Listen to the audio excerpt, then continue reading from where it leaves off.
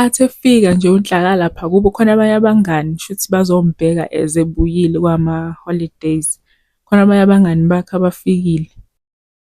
Abaxoxele yonke into. Hawu, kanti unjani lo Nhlaka lo? Abaxoxele yonke into ukuthi nje izolo ade efika uhlangane naleya ntombazane akhona, wathatha inamba yakhe, wathi sebuya ukubonana noMandisi intombi yakhe wahlangana nayo futhi. Nje bayamvuma-ke mfethu nanabafana laba bayamvuma.